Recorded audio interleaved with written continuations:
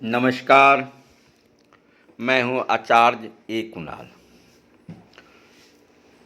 इस हथेली में आप देख रहे हैं जो मस्तिष्क रेखा हृदय रेखा मिल करके ये गोलंबर के बीच में अंगूठा के बगल में देख रहे हैं आप। ये दीप बना करके मस्तिष्क रेखा आगे की ओर बढ़ा है जीवन रेखा से।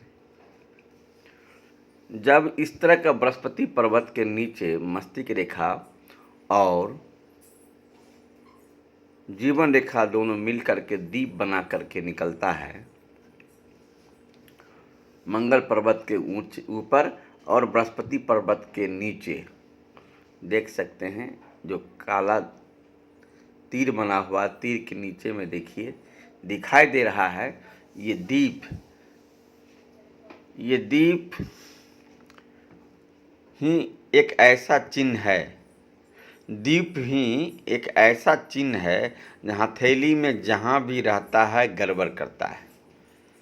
आपके हाथ में, किसी के व्यक्ति के हाथ में जब इस तरह का दीप किसी व्यक्ति के हाथ में कहीं भी रहता है, चाहे जिस पर्वत पर हो, चाहे जिस रेखा में हो, चाहे जहाँ भी हो हथेली पर, वहाँ अशुभ लक्षण इसको माना जाता है।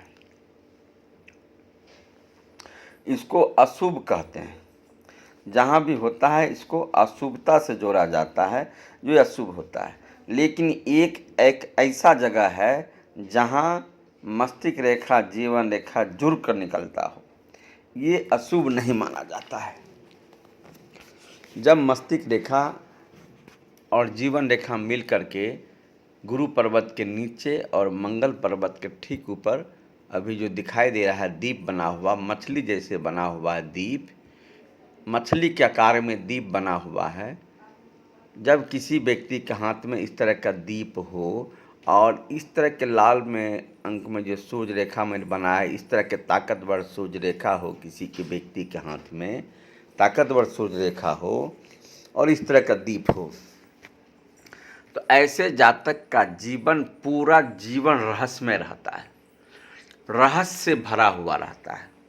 ऐसे जातक अपने जीवन में कुछ काम काज इस प्रकार से करके दिखाता है जो फैमिली में ही नहीं, समाज में ही नहीं, अपने इष्ट मित्र के साथ साथ, अपने परिवार के साथ साथ अपने जिला भर में अलग पहचान बनाता है ऐसे जातक।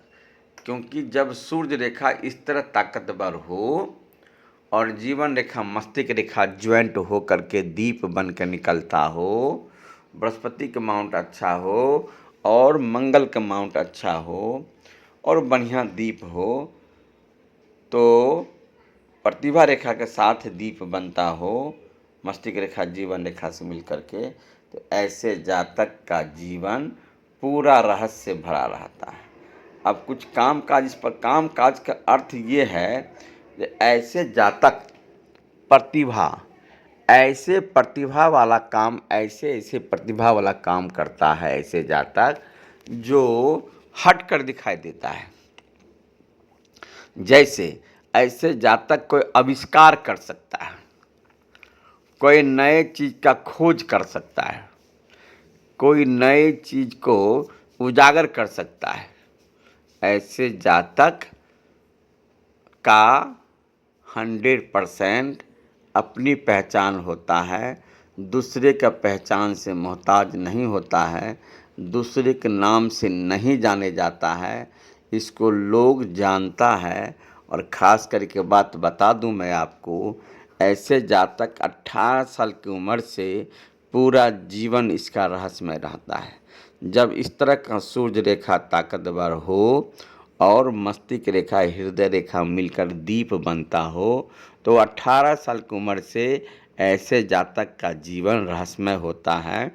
18 साल की उम्र से ऐसे जातक की अपनी पहचान होती है, दूसरे के पहचान का मोहताज नहीं होता है। ऐसे जातक जीवन में जो चाहता है वह कर दिखाता है, क्योंकि प्रतिभा रेखा भी ताकतवर है, यानी सूर्य रेखा भी ताकतवर है और जीवन रेखा मस्तिष्क रेखा मिलकर भी दीप बना लिया है, तो पूरा रहस्य से भरा हुआ है, पूरा रहस्यमय है जातक। तो इस तरह की रहस्यमय वाले हाथ वाले जातक की अपनी पहचान होती है। ठीक है। तो मैंने आपको सूर्य रेखा और जीवन रेखा, मस्तिष्क रेखा मिलकर जो दीप बनता है, ये दीप को दोनों मिलाकर मैंने भविष्यवाणी किया। इस हथेली पर मैंने बताया कि इस तरह का हाथ वाले का जीवन कितना रहस्यमय होता है। और रहस्य ही नहीं, ऐसे जातक रहस्यमय रहने के कारण काफ़ी धन भी कमाता है, काफ़ी प्रतिष्ठा भी कमाता है, बहुत धन कमा लेता है।